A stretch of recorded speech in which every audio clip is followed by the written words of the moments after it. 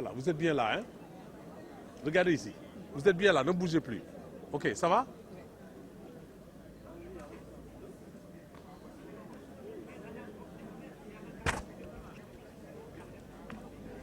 Voilà, bonjour. Hein? Oui, bonjour. Allez-y, bon. Sinon, moi, j'ai conduit mes... Vous avez vu, hein? Moi, je conduis mes interviews tout seul. Hein? Ok. Bon, voilà, Madame PNC, bonjour. Oui, bonjour. Voilà, vous présentez. Oui, je suis Madame Pendegay Sissé. Je suis spécialisée en production de semenceries et je suis présidente de la Fédération des femmes productrices de la région de Saint-Louis. Alors, donc, quel est un peu l'état des lieux dans la vallée du fleuve Sénégal? Bon, l'état des lieux, c'est que les choses avancent. Il y avait une bonne production en contre-saison. Malheureusement, avec la mise en place tardive donc, de la campagne, les récoltes sont tombées au moment où la pluie est arrivée. Donc il y a eu beaucoup de dégâts qui ont été signalés malheureusement. Ça c'est la faute des paysans parce qu'on n'a pas voulu respecter le calendrier culturel. Voilà. Alors, donc aujourd'hui, quel est un peu le niveau de la production à peu près? Oui. C'est quoi? Oui, mais il y a quand même certains privés qui ont pu emblaver, mais les grands casiers n'ont pas pu emblaver malheureusement. Oui. Alors, aujourd'hui, l'ISRA a produit près de 37 000 tonnes de semences de pré-base. Vous entrez en position de ces semences quand? Oui, vous savez, les semences pré-base produites actuellement seront certainement utilisées pour la prochaine campagne de la contre-saison, parce que c'est trop tardif maintenant pour l'hivernage. Mais les semences étaient disponibles quand même. Mais non-respect du calendrier culturel de la campagne de contre-saison, donc ce retard s'est répercuté sur l'hivernage et c'est pourquoi certainement beaucoup de producteurs n'ont pas pu, beaucoup de semenciers, il y a certains semenciers qui n'ont pas pu envelopper toute leur superficie en production de base, etc. quoi. Parce que l'ISRA nous donne des pré-bases et nous on produit les bases. Et nous avons une grande avancée par rapport au reste de l'Afrique parce que nous, en tant que privé, nous produisons des bases, tandis qu'ailleurs, c'est les R1 et les certifiés R2. Alors, ce qui nous intéresse un peu plus, c'est s'agit du financement aujourd'hui, surtout de la Caisse nationale de crédit agricole au niveau de la vallée du fleuve Sénégal. Oui. Alors, parlez-nous un peu de ce financement. Quelles sont vos relations avec la Caisse? Vous savez, la Caisse, c'est une banque. La Caisse fait son devoir. La faille se trouve à notre niveau, nous les producteurs. Parce que tant que les producteurs ne rembourseront pas correctement et à temps les dettes, la banque aussi va traîner les pieds parce qu'on ne peut pas prêter sans rentrer dans ses fonds et prêter encore. Bon. Donc, ce n'est pas seulement la CNCAS, mais aussi il y a la microfinance qui a prêté aux exploitations familiales, aux producteurs, parce que vous connaissez les banques prêtent à des personnes dotées de garanties. Ici, on ne garantit pas de la terre, on n'a pas de garantie foncière pour pouvoir prétendre à des crédits bancaires. De sorte que les coopératives et les grandes unions peuvent bénéficier, et des privés d'un certain niveau, peuvent bénéficier du crédit agricole, mais pas les exploitations familiales qui prennent des financements au niveau des institutions de microfinance. Alors, comme vous disiez tantôt que les relations peut-être entre le crédit agricole et les producteurs, ce sont les producteurs. Qu'est-ce que cela veut dire? Oui, vous savez, les producteurs, quand il y a un retard sur la commercialisation, un retard sur le remboursement, tant qu'au Sénégal, on n'aura pas mis en place un système de financement de la chaîne de valeur agricole qui est doté de systèmes de documents, de systèmes de mitigation du risque, où il y a la garantie, il y a le magasin, où on met les stockages, où on surveille, il y a le contrat et l'assurance. Donc, dans ce cas-là, ce mode de système de commercialisation, de prêt sans contrat, ça aussi, ça anéantit un peu tout le monde, parce que tout le monde perd. Aussi bien le producteur qui est vulnérable, mais la banque qui n'arrive pas à rentrer dans ses fonds, etc. Quand il y a des calamités naturelles, s'il n'y a pas de système d'assurance, là aussi, il y a des pertes pour tout le monde. Et ça nous fait aller un pas en avant, un pas en arrière. Et on ne peut pas rester dans une situation pareille. La recherche a mis en place des technologies superbes que les autres pays limitrophes utilisent. Tout est mis à notre disposition, toutes les technologies que nous maîtrisons très bien. Mais il ne reste que le côté financement, le côté sérieux pour le remboursement des crédits qui reste. Hein? Il y a des problèmes, mais aussi c'est nous qui devrions, en tant que producteurs, être à l'avant-garde. Parce que c'est nous que l'État aide. C'est nous que la recherche travaille pour nous. Mais l'État aussi doit pouvoir aider aujourd'hui la recherche. Docteur Alioune Fall de l'ISRA, c'est le directeur général, c'est l'un des premiers Africains à détenir un PhD en machinisme agricole. Donc, ils peuvent créer du matériel agricole adapté aux petits producteurs qui ont des superficies entre 30 et 50 hectares, au lieu de miser sur la grosse motorisation qui n'est pas maîtrisée, qui n'est pas capable d'avoir une durée de vie normale, parce qu'il n'y a pas de suivi, il n'y a pas d'entretien, etc. Mais si aujourd'hui la recherche mettait en place, la mini-combine, c'est une mini-moissonneuse-batteuse, donc tous les producteurs pouvaient accéder. Mais la grosse machinerie, ce n'est pas adapté. Certainement, même dans les grandes superficies où on a 3000 hectares, mais un paysan a 1, 2, 3 hectares. Donc cette machine n'est pas si adaptée. Au niveau du financement également, la banque demande, n'est-ce pas, des crédits à long terme. Oui. Et quelle est votre réaction par rapport à ça? Est-ce que cela peut aider les producteurs? Oui, crédit à long terme, comment? Parce que le paysan travaille à partir de crédits de campagne. Crédit à long terme, est-ce que oui. Ça peut aider les producteurs? Oui, crédit à long terme, on peut raisonner crédit à long terme sur du matériel, mais pas sur des campagnes agricoles. La campagne agricole, le paysan ne peut pas gérer son produit, le garder, le conserver, sinon le produit va disparaître. Hein? Donc, c'est surtout ça. Mais c'est pourquoi j'ai dit tout à l'heure, le système de financement de la chaîne de valeur agricole avec le stockage où c'est garanti, il y a l'assurance, hein? Tout le monde est garanti, le financement est garanti. Donc là, tous les acteurs sont au niveau de ce système-là. Alors donc, quelle est votre réaction par rapport à l'exposé du docteur Alioune Fall et tout à l'heure l'intervention de Salif Sarr? Oui, le docteur Alioune Fall, il a tout dit. Il a tout dit. Hein? Là où je reviens, c'est surtout par rapport à la contre-saison. Aujourd'hui, la recherche a sorti des méthodes qui permettent de faire du non-travail du sol quand la précédente campagne de contre-saison est tardive. Mais on peut faire du non-travail du sol. Et pour aider le paysan aussi à se relever, parce que vous savez, la riziculture mécanisée coûte cher.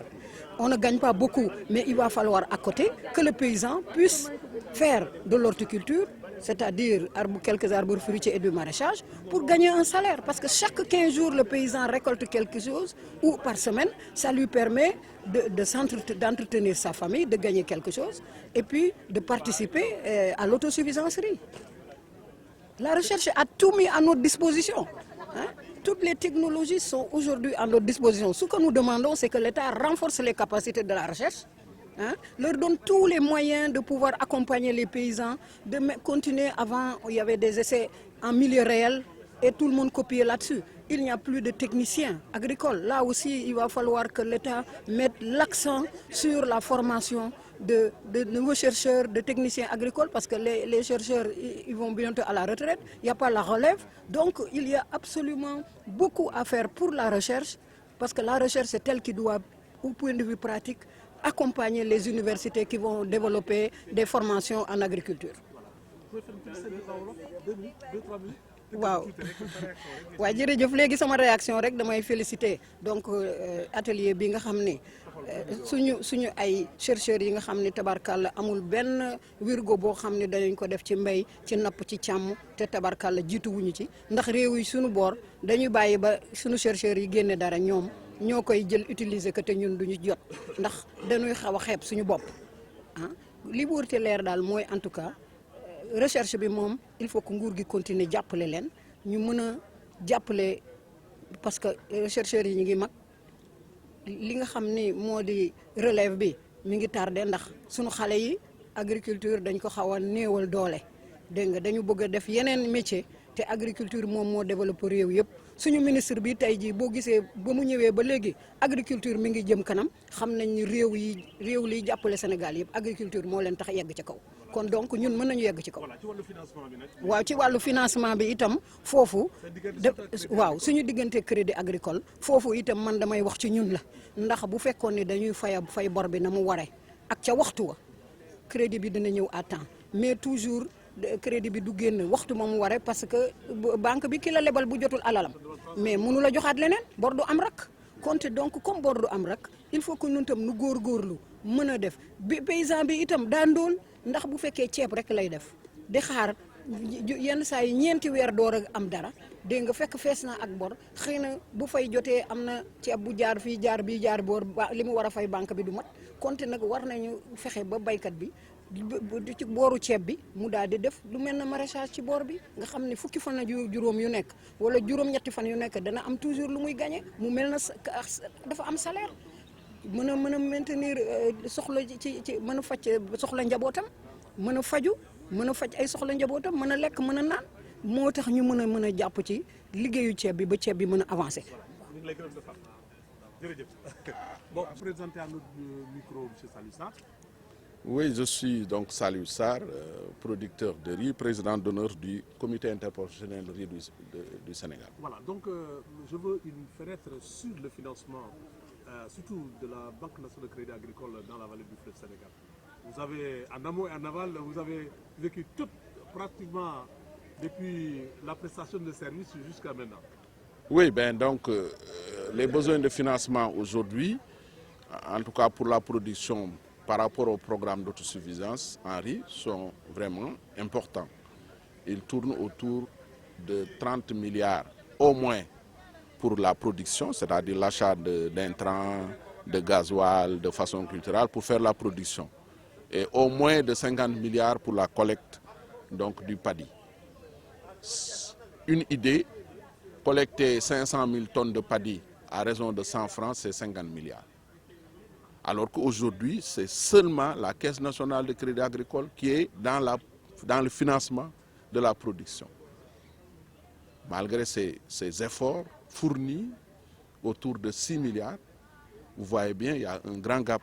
Et c'est pourquoi j'ai lancé un appel pour que, en termes d'accompagnement, que le gouvernement puisse donc accompagner le crédit agricole et les autres banques pour venir rendre disponibles ces financements-là, parce que vu les niveaux de rendement qui sont véritablement arrêtés pour atteindre l'autosuffisance en riz, 7,5 tonnes de rendement à l'hectare pour l'irriguer, 3,5 tonnes hectare pour le pluvial, il faut absolument que les conditions d'intrants, de semences, d'engrais, de façon culturelle soient disponibles pour un respect strict du calendrier culturel afin d'avoir de bonnes pratiques. Si on n'a pas ça, on ne peut pas arriver à ces niveaux de rendement. C'est pourquoi la disponibilité du financement, l'accès des petits producteurs pour le financement est fondamental pour la réussite du programme. Et le remboursement?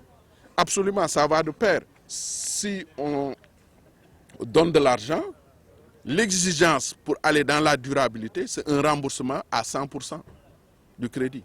Et l'appel, votre appel? Je l'ai toujours dit et je le répète pour les professionnels agricoles. Si on veut rester dans la durabilité pour des financements disponibles, quand l'État, les banques font des efforts pour rendre disponibles des financements, les producteurs doivent être des professionnels remboursés à 100% et à bonne date les crédits qui sont contractés. Une minute en wolof. Une minute rek. waaw man de dama yaakaar ni tey jii ndaje bii ñi nga xam ne nii moom lañ doon wax si wàllu financement ak yeneen yu war a yemb pour ñu dem àgg autosuffisance affaire xaalis bi da su nekk place bu am importance tey jii boo ko dee seet bu ñu soxlaa téeméeri milliards te fekk na benn wala juróom-ñaari milliards ñoom ñoo disponible pour production ak commercialisation dafa laajaat ay jéegu surtout nag rendement yu ñu bëgg pour être compétitif c'est-à-dire ceebu Sénégal benn du ko jam naa ni si wàllum njaay dafa war a fekk donc xaalis bi mu disponible loolu nag état bi daf si war jàppale crédit agricole bi nga xam ne ni mu ngi si def ay jéegu yu rëy rëy waaye néew si doole parce que bu fekkee ni téeméeri milliards la dafa laaj jàppale mais dafa laaj aussi producteurs yi nga xam ne ni ñoo koy jël ak yeneen professionnels yi àtte bor fay ndax bu fekkee ne jël nga lu toll si waxuma sax téeméeri milliards mais ñaari milliards boo ko remboursé wulee nit ki mënula yokk juróomi milliards wala juróom-ñaari milliards man daal loolu laa yaakaar ni fii ñu toll nii la kulaalin il faut ñu dem boor boobu jërëjëf. Maintenant, il y a un 11e qui nous a rejoint, salut. Donc il y a une mise à jour de la liste. Nous avons la chance que tous ces 11 importateurs-distributeurs soient tous des membres de l'UNACOIS. Nous avons également les producteurs dans le cadre, les riziers et quelques banquiers et la SAED. L'objectif de ce cadre de régulation, qui est appelé cadre de commercialisation, qui a fait l'objet d'un protocole d'accord entre toutes ces parties que je viens de citer. Je rappelle que le ministère de l'Agriculture est partie prenante du protocole signé, au même titre que le ministère du Commerce, qui en est l'initiateur. L'objectif de ce cadre est de favoriser la bonne cohabitation entre le riz sénégalais et le riz importé. Et à ce titre, nous avons évalué les parts de marché de chaque importateur et nous leur avons demandé de s'engager à acheter du riz local à hauteur de leur part de marché de riz importé. C'est ce qu'ils sont en train de faire. Nous avons fait une première opération autour de 8500 tonnes au mois de février, je pense, salut, à Saint-Louis, lors du premier CRD qu'on avait tenu là-bas. J'ai eu l'honneur de paraffer le protocole de déstockage. En ce moment, on parlait encore de mévente du riz. Après ce premier déstockage de 8500 tonnes, nous avons fait une autre transaction 3 mois après de 3500 tonnes, parce qu'il y avait un stock de riz entier qui était en souffrance. Aujourd'hui, la bonne nouvelle est que nous avons mis sur la table un bon de commande de 60 000 tonnes qui reste à satisfaire. Donc au Sénégal, la première conclusion à tirer, c'est qu'il n'y a plus de mévente de riz local. C'est révolu parce que les distributeurs professionnels se sont engagés à assurer sa bonne commercialisation. Donc son écoulement dans les circuits, dans nos circuits de distribution. Ça, je pense que c'est un aspect très fort et nous le devons d'abord à la vision du chef de l'État qui a su nous mobiliser et nous engager dans ce processus. L'autre aspect est que le riz sénégalais devient de plus en plus attractif parce que sa qualité est améliorée, mais son prix reste à améliorer. Dans la dernière transaction que nous avons faite avec les riziers, je parle sous le contrôle à la fois du directeur général de l'Agence de régulation des marchés et de Salou Sarr qui est témoin des faits, nous avons eu au moins un mois d'échange sur le prix.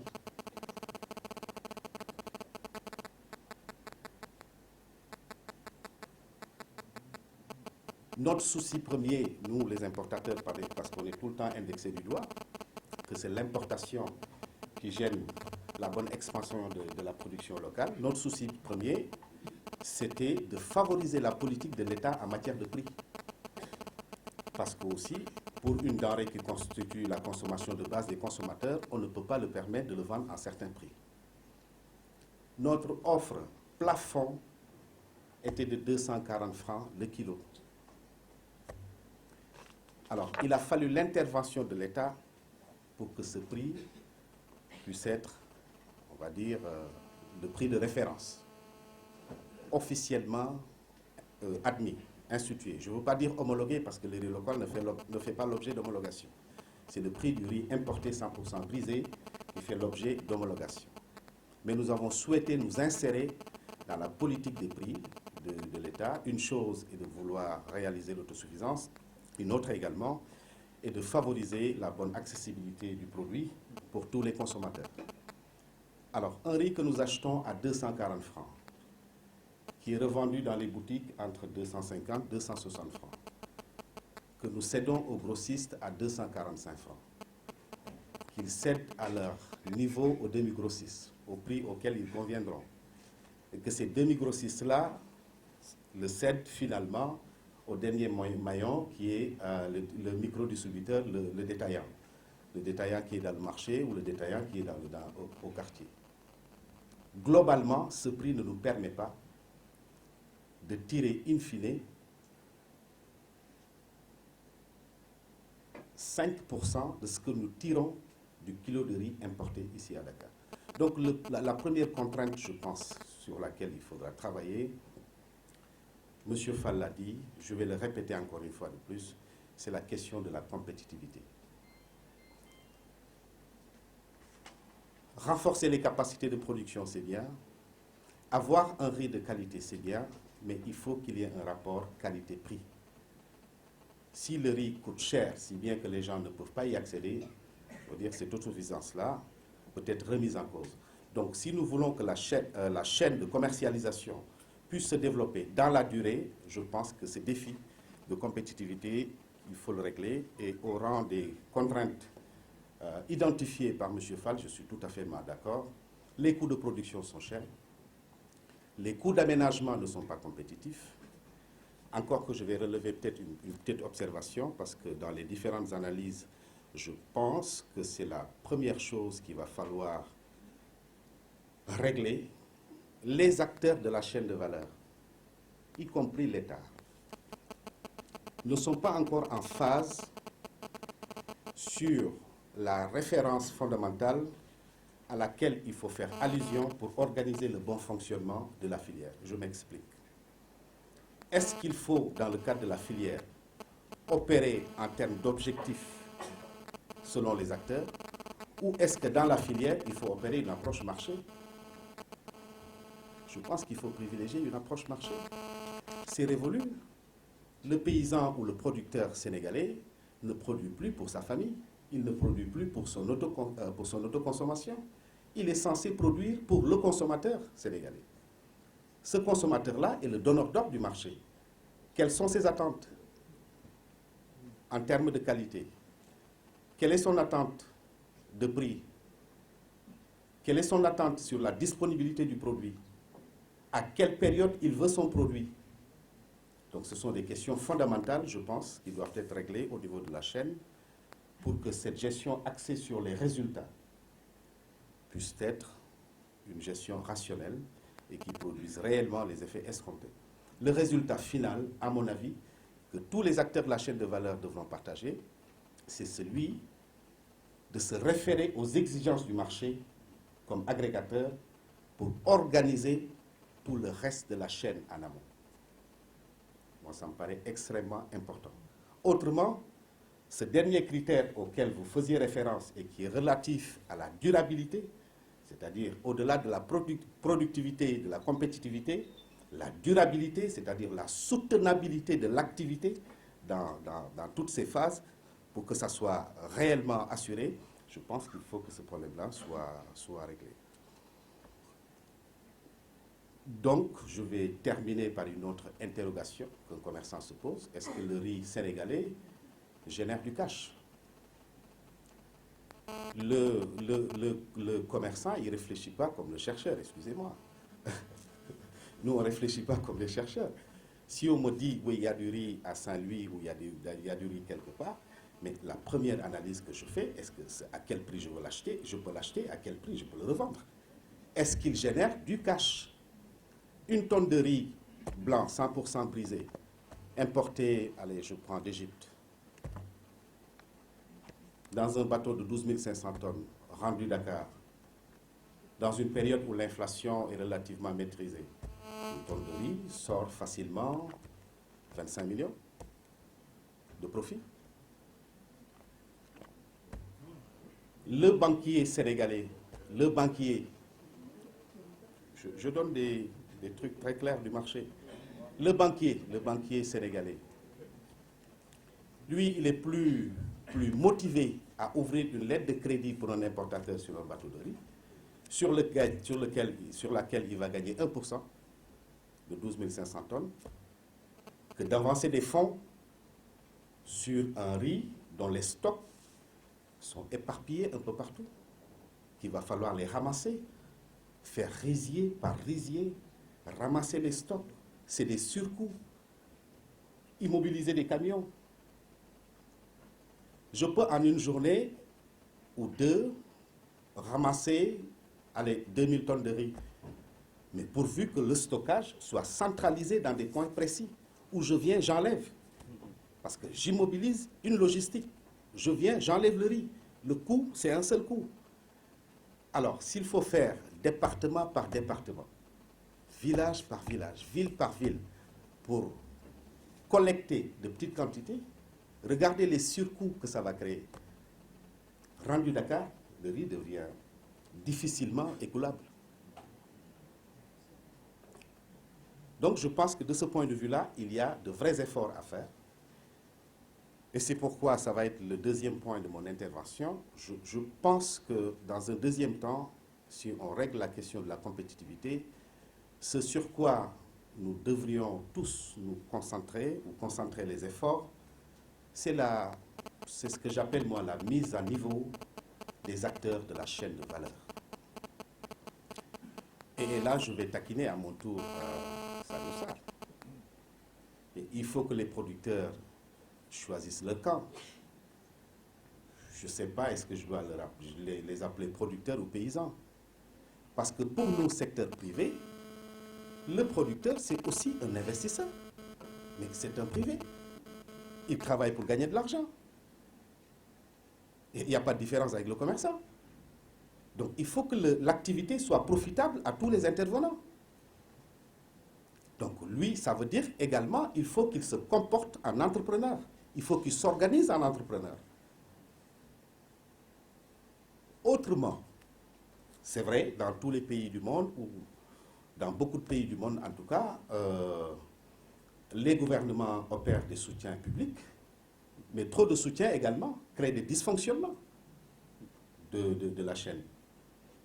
Et au bout du compte, on va avoir un problème, je veux dire, de régulation et de concurrence du marché. N'oublions pas que le Sénégal est aussi dans un processus d'intégration économique.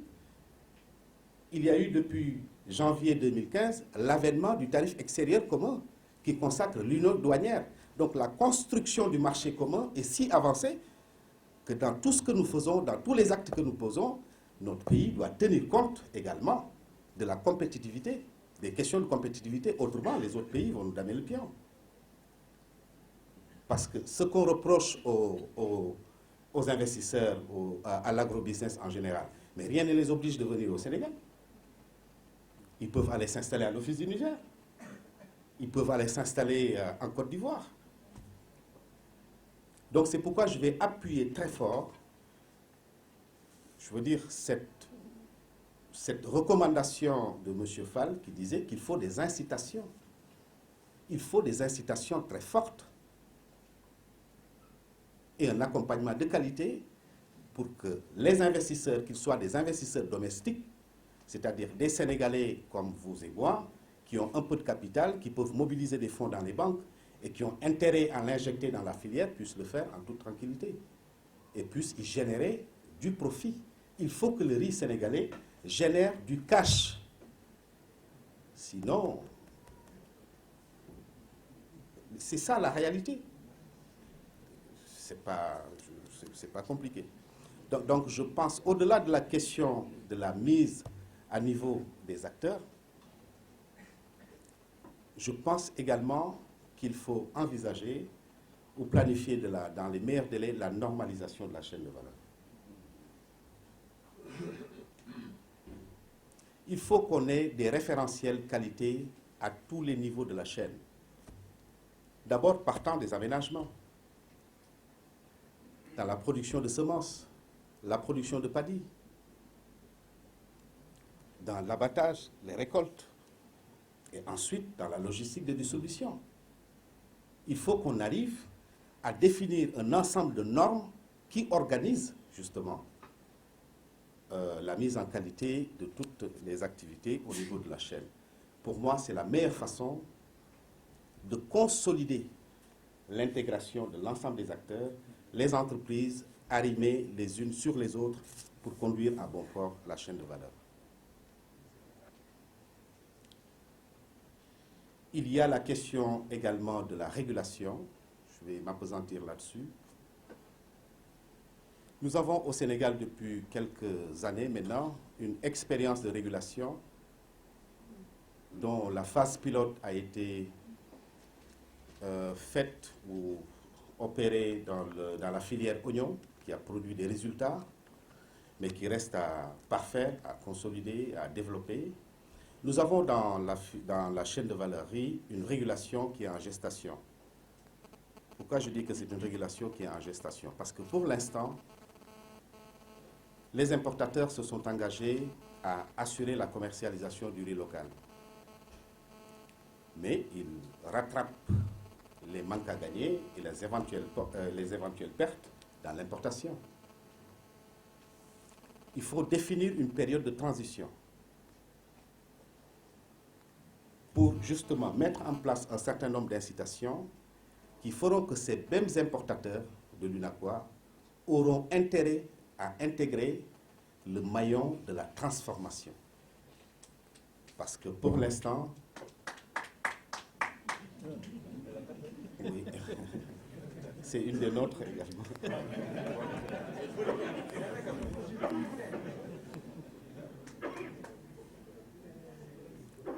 Bon, parce que pour l'instant, nous ne savons pas faire. C'est une question de métier. Nous avons voulu, nous, rester dans notre cœur de métier. Et le cœur de métier de la plupart des membres de l'UNACOIS, c'est d'acheter et de revendre. C'est vraiment l'opération dans laquelle nous excellons. C'est le secteur dans lequel plutôt nous sommes compétitifs.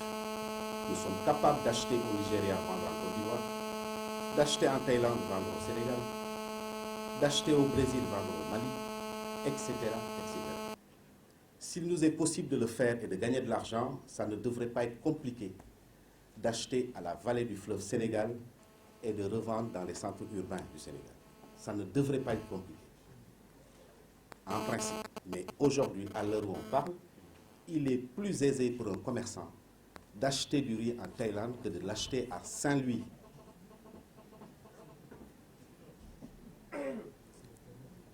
Pardon? Vous posez une problématique intéressante. Et c'est pourquoi je pense qu'il y a des pistes d'amélioration de la régulation. Le système d'information, parce qu'on va sur Internet, on achète, il a raison pour certains. Pour d'autres, il se déplace. Mais aujourd'hui, en temps réel, parce que ce qui intéresse le commerçant, c'est la disponibilité du produit final, le riz blanc, tel qu'il est demandé par le consommateur qui l'attend pour payer. Voilà comment le commerçant réfléchit. Il cherche du riz blanc conditionné, qu'il prend d'un point, qu'il transporte à un autre pour encaisser du cash et tourner. En termes vraiment très simples et très basiques. Parce que le commerçant, s'il ne gagne plus, il cesse d'être commerçant. C'est ça, quoi, aussi. Hein?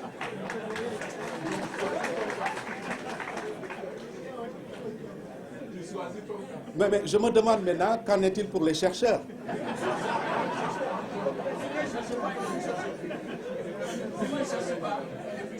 Bon, lui, il me dit pour le chercheur, s'il ne cherche pas, il n'est plus chercheur. Mais donc, il n'est pas obligé de trouver. Mais nous, il faut qu'on trouve les commerçants. Il faut qu'on trouve. C'est-à-dire, il faut qu'il y ait du cash. Il faut qu'il y ait de l'intérêt.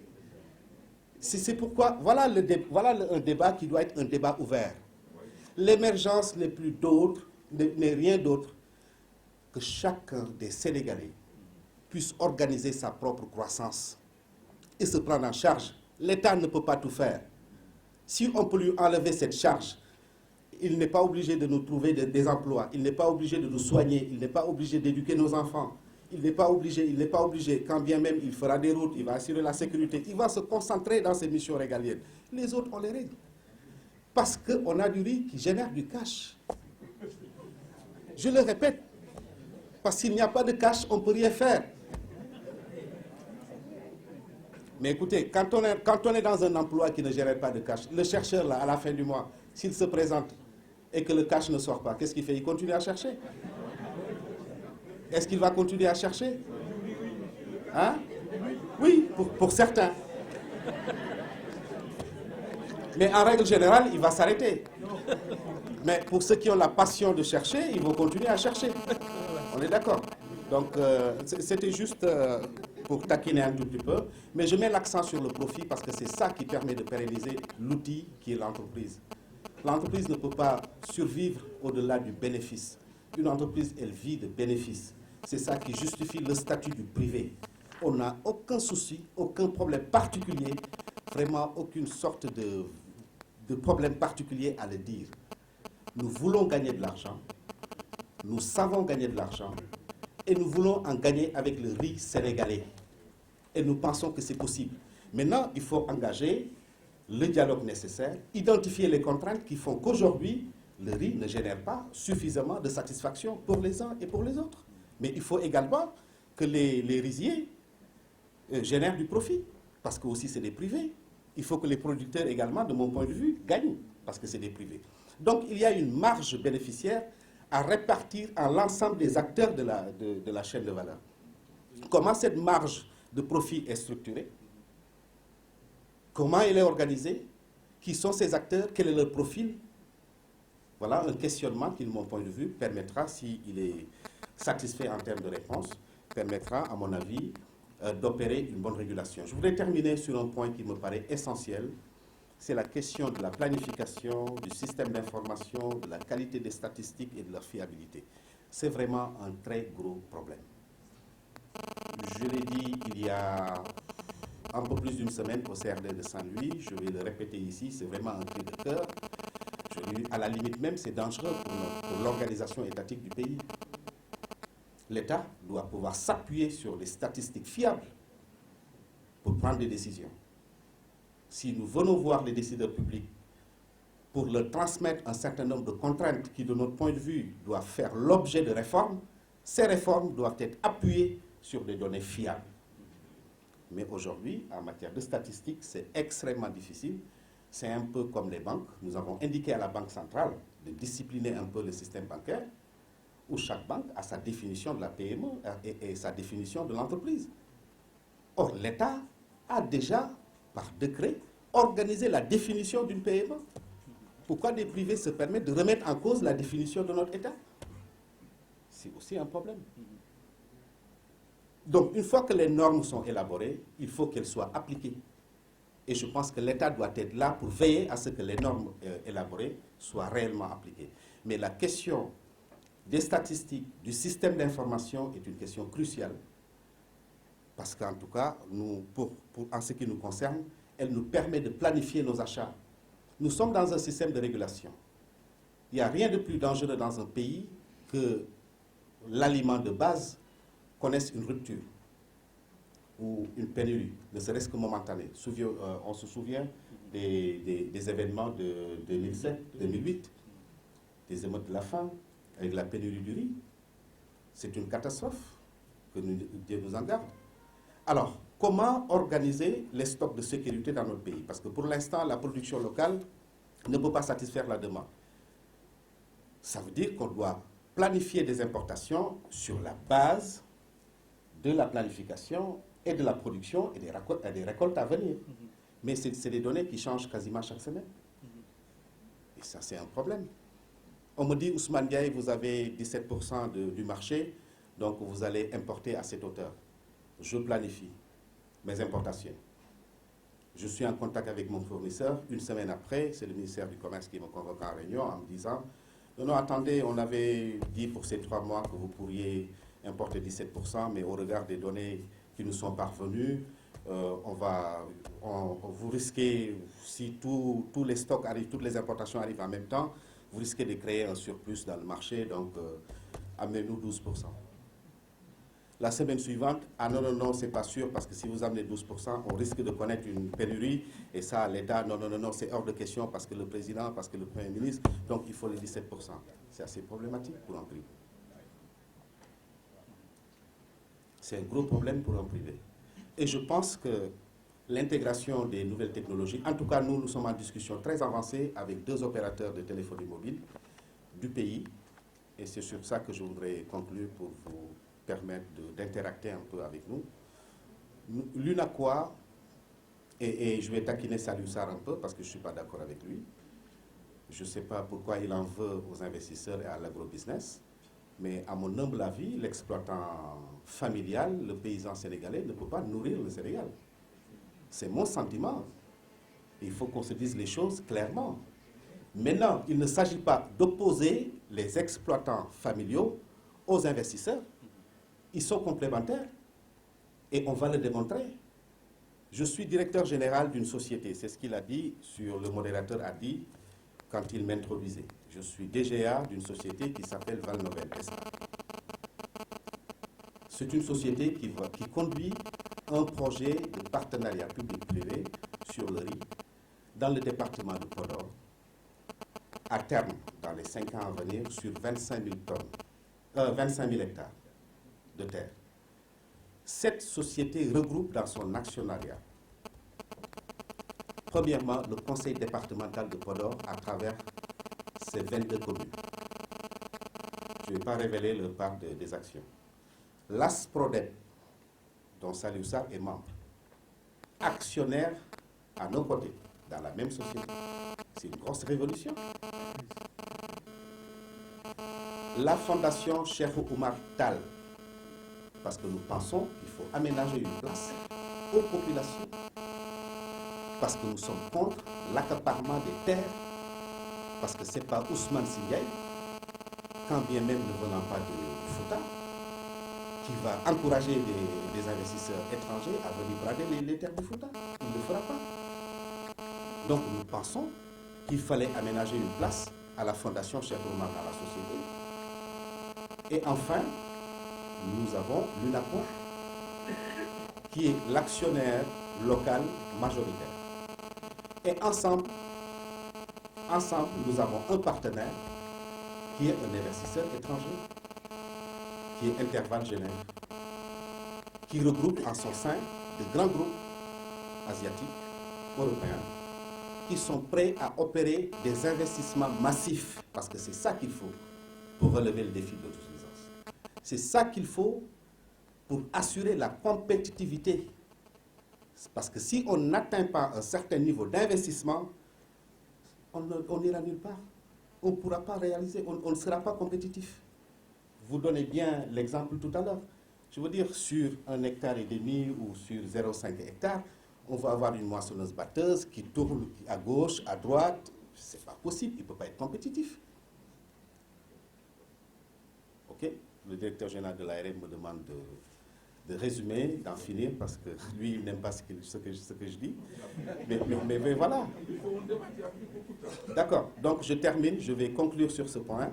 Nous encourageons les investissements massifs parce que nous estimons que le Sénégal est un pays sûr, c'est un pays sécure, où on peut investir et gagner de l'argent. C'est un pays où l'État a encore de l'autorité et c'est un pays où le secteur privé est dynamique et que le monde de la recherche est à ses côtés.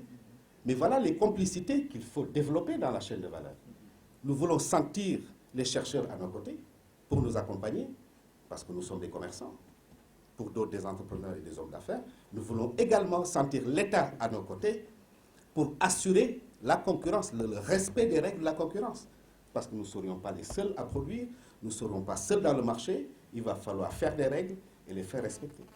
Donc je pense que la régulation est une donnée fondamentale de la réalisation de l'autosuffisance en riz. Je vous remercie.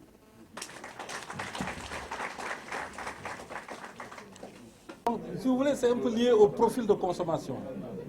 Mais je pense qu'effectivement, comme je vous l'ai dit dans ma présentation, et eux ils le savent, on est autosuffisant en matière de riz entier ici au Sénégal. Le cash qu'il faut générer, effectivement, ce n'est pas généralement de petits producteurs qui vont le faire. C'est des privés qui savent qu'il y a des niches quelque part, qui vont développer cette forme de commercialisation et pouvoir exporter. Ce que vous allez faire avec votre projet, c'est sûr que ce n'est pas uniquement pour vendre au niveau du Sénégal, c'est pour vendre à l'étranger. Parce que je connais bien le projet, Ndiakan, que je connais très bien. Donc, voilà, c'est ça.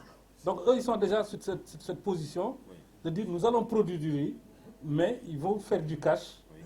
Ce n'est pas au Sénégal qu'ils vont faire le cash, ils vont exporter le riz entier. Je crois que ce que vous avez posé comme question, c'est quelque chose qui va se développer progressivement. Tant que les gens raisonnent marché, je crois que ces questions-là vont trouver des solutions facilement, quoi.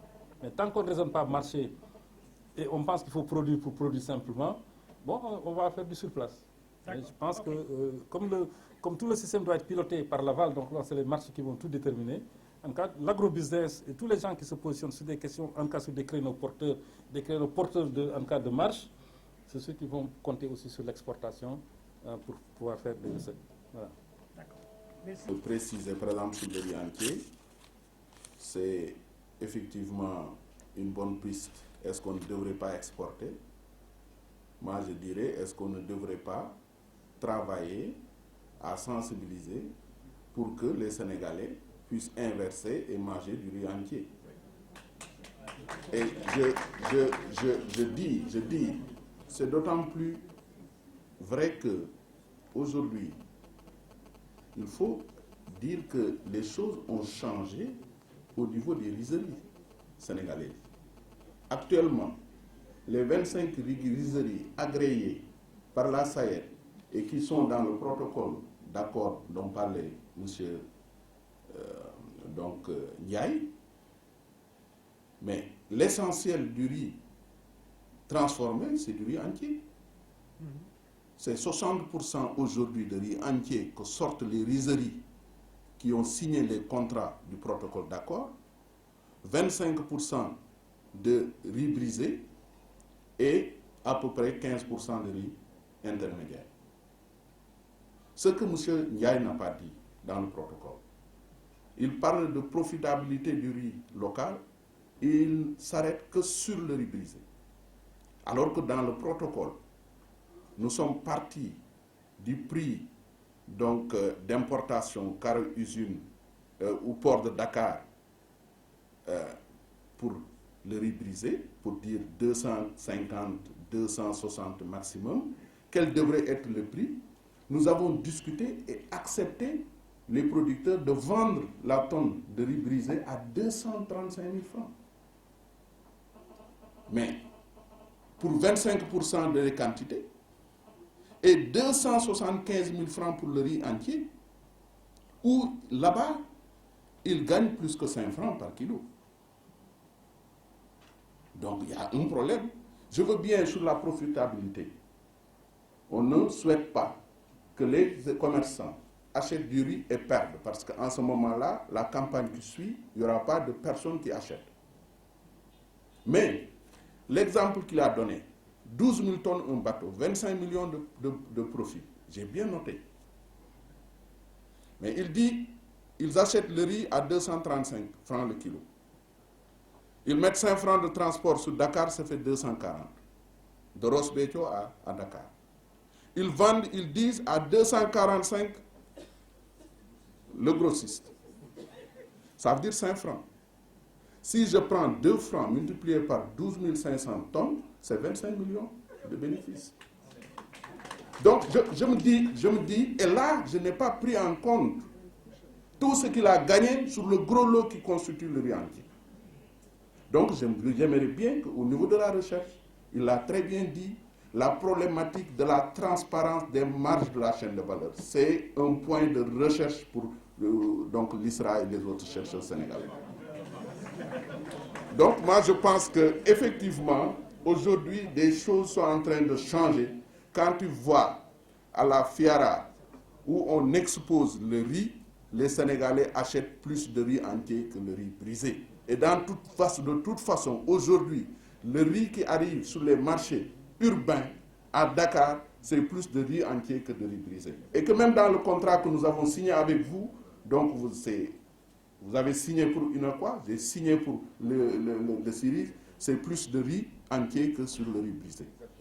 Sur la protection, oui. Je pense que ça, c'est une réalisation importante et historique par rapport au programme d'autosuffisance. Quand le président de la République, sur notre demande, nous avons dit, mais nous, à la libéralisation, avant la libéralisation, la caisse de précaution vendait le riz importé, vendait le riz local. On a poussé à la libéralisation, les commerçants prennent tous les rôles et responsabilités de la caisse pour vendre le riz. Mais ils se sont concentrés sur le riz importé. On a dit, mais est-ce qu'on ne devrait pas aller dans une situation où les commerçants, les producteurs sortent de la vente du riz, que les commerçants prennent et le riz importé et le riz entier. On est arrivé à ce niveau de régulation. Après avoir tenté une protection à la frontière avec les différentes lois 95-26, 96-34, qui n'ont pas donné grand-chose. historiquement avant 2000. Mais avec ce protocole, où ils disent, tout le riz brisé est acheté par les commerçants. Tout le riz entier, en tout cas 50 000, au moins 50 000 tonnes, sont achetés par les commerçants. On a vu partout dans la vallée, il n'y a plus de problème de mévente. Donc, je dis, là aussi, il faut le suivre, ce mécanisme-là, l'évaluer pour voir est-ce qu'on ne devrait pas le généraliser pour régler la problématique de la protection de nos frontières et de notre production nationale. Il a joué un rôle déterminant dans les négociations pour la mise en place de la régulation. Il a été un facilitateur, il a joué le jeu, il a été transparent avec nous. Je voudrais ici de lui témoigner et saluer son courage et son engagement.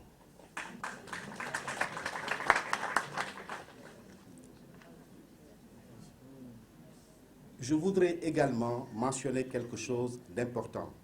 Il y a un abus de langage qui nous fait dire souvent protéger un marché. Même si dans la réalité il s'agit de protéger un marché, dans ce contexte de mondialisation et d'intégration économique régionale, l'État n'a pas les moyens légaux, sauf dans des situations exceptionnelles, de fermer les frontières. Fort heureusement au Sénégal, nous sommes dans un état de droit, mais un état qui de plus en plus est économiquement intelligent. Et ce qui peut se faire, l'État l'a si bien compris qu'il arrive à le faire faire aux acteurs. Parce que le droit d'importation revient aux commerçants. Le commerce, il est libre au Sénégal. Il est libre dans les 15 États membres de la CEDEAO. Et ça, c'est consacré dans le traité de la CEDEAO, qui est au-dessus de nos constitutions nationales.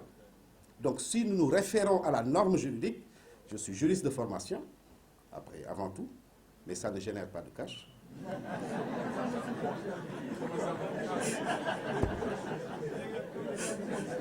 Voilà. Donc, au-delà de ça, l'État a su nous mettre en avant. Vous savez, quand un État fait confiance à son secteur privé, mais aucun obstacle ne peut lui résister. L'État nous a demandé, vous avez des droits d'importation. J'ai soutenu, moi j'ai mis des fonds publics. Parmi ces fonds, vos impôts, je les ai mis dans les soutiens que j'adresse aux horticulteurs, aux producteurs, aux riziculteurs. Maintenant, est-il vraiment rationnel que vous regardiez cette production pourrie? Qu'est-ce qu'on peut faire? Intéressez-vous à cette production. Quelles sont vos contraintes? Examinons ensemble la possibilité que vous acceptiez, vous les importateurs, de geler vos importations. Et le contrat est la loi des parties. Une fois que nous avons accepté et que c'est dit à l'État, nous nous sommes engagés dans un contrat. Nous sommes liés maintenant. En ce moment, l'État a les moyens légaux de n'autoriser aucune importation. Parce que les acteurs les plus pertinents d'une chaîne de valeur le lui ont demandé. Et fort heureusement, nous avons suffisamment de représentativité dans toutes les chaînes de valeur, que ce soit des céréales ou des fruits et légumes, pour parler au nom des commerçants. L'autre aspect important, avant que je termine, je pense que c'est ça, il faut qu'on le dise, qu'on le répète. Il y a une forte activité de communication qu'il faut engager. Non, il n'y a plus de mévente de riz sénégalais, qu'il soit brisé 100%, entier ou intermédiaire. Et on hésitait à la signature du protocole, justement, pour nous engager au-delà de 50 000 tonnes de riz entier, parce qu'on n'avait pas de marché pour le vendre ici. Et quand nous avons évalué la possibilité de le sortir non loin de chez nous, je ne vais pas dire le pays, peut-être qu'il y a des concurrents ici, hein, il s'est avéré que les marges étaient hypothétiques, extrêmement faibles. On frôlait les pertes. On s'est dit, non, on va s'engager sur ces 50 000 tonnes. Mais à l'arrivée, on a eu des demandes qui nous sont venues de la sous-région. Des demandes nous sont adressées de la sous-région. Et ça a permis d'écouler une très bonne quantité, une belle quantité de ce riz blanc-là. Je pense également, j'insiste sur la communication. Vous savez, les industriels de l'alimentation, les industriels alimentaires, arrivent à interacter avec nous pour influencer nos habitudes de consommation. Mais ils arrivent à nous faire boire des boissons gazeuses. Pour ne pas faire de pub, mais regardez cette affiche qui plombe les rues de Dakar. La fruitologie. Exactement. Mais je pense qu'il y a des efforts de communication qu'il faut opérer, mais de plus en plus, le riz entier se vend très bien. Il y a des niches, je le confirme. Nous avons intérêt à vendre du riz entier. Nous étions engagés à hauteur de 50 000 tonnes. On est allé bien au-delà. Il y a des possibilités. Maintenant, je pense qu'il faut consolider les efforts entrepris et puis rendre le dialogue ouvert. Saliou a dressé tout à l'heure la structure de prix du commerçant. Saliou Sarr, vous l'avez suivi en direct. Et il a même quantifié le cash qu'on enlève. Oui, mais quelle est la structure quel est le coût de production du rizier? Mais je ne connais pas. Mais c'est ça le problème, parce que ce n'est pas notre métier. Il faut établir le coût de production du rizier. Dans un autre domaine, vous avez eu connaissance de la petite querelle qu'on a eue avec un industriel sur le sucre. Sur est-ce que vous allez importer, vous n'allez pas importer. On a dit non. On est prêt à ne pas importer si tu publies tes coûts de production. Mais les industriels refusent de le publier. Quels sont les coûts de production du producteur à la base de Paddy? Quelle est la structure? Quelle est sa structure de coût de production? Quelle est la structure de coût de production du rizier? Quelle est la structure de coût de production de la semence? OK? Le prestataire de service, qu'est-ce qu'il enlève lui comme cash? Mais il faut qu'il y ait de la transparence, parce que tout le monde veut gagner. C'est ça aussi le jeu. Le commerce, c'est un échange dans lequel il y a un rapport de force permanent, où chacun cherche à tirer le profit de son côté. Si nous acceptons, nous, de dire que nous gagnons, et nous gagnons à telle hauteur, mais ce n'est pas suffisant, nous pensons que nous pouvons gagner plus, nous sommes transparents.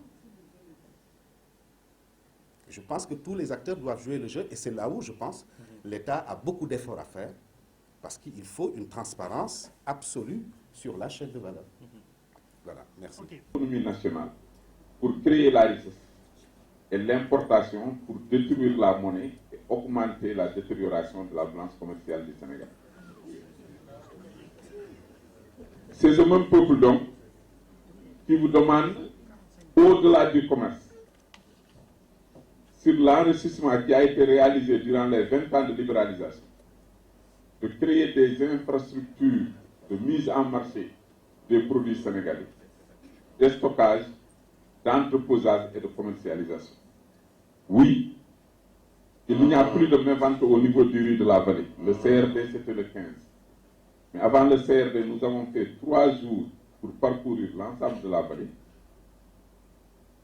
Il n'y a pas de mévente, mais le riz a été commercialisé, mais dont les 70% n'ont pas été achetés par les 11 importateurs. Donc, on s'interroge aussi sur la portée de ces 11 par rapport à la commercialisation du riz local.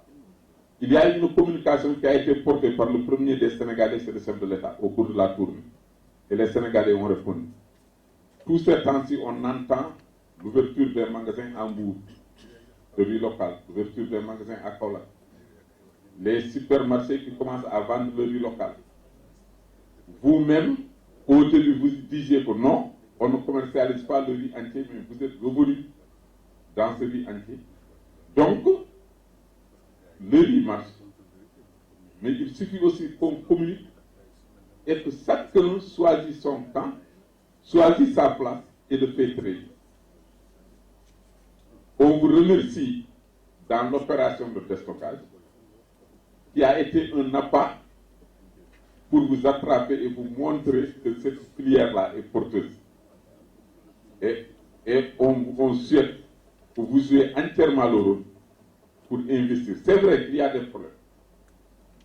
Au niveau de l'ensemble de la vallée, on ne trouve pas des instruments de mesure capables de faciliter la commercialisation. En 90, lorsque vous êtes en train de créer l'UNACOIS, vous ne connaissez pas très bien le commerce international qui était accaparé par les Libano-Syriens et autres. Mais vous avez acquis de l'expérience. Donc c'est la même démarche que vous devez emprunter pour aller au niveau de ces pistes et apprendre aussi la réalité de ce commerce sénégalais qui est un commerce endogène. Je vous remercie. En Afrique, il a eu à sauver la production du maïs. J'ai ici la coupure de presse. Quand le président Abdoulaye Wade a eu beaucoup de problèmes avec les producteurs de maïs pour décortiquer, l'ISRA, en un clin d'œil, sur la supervision du docteur Alioune Fall, a inventé une décortiqueuse qui pouvait décortiquer 40 kilos au niveau de chaque famille de maïs. Donc ça, on ne va pas oublier également le prix de la batteuse acide. Je fais partie de la première personne privée qui a acquis la batteuse acide, et quand on lui remettait le prix, j'étais à côté de lui.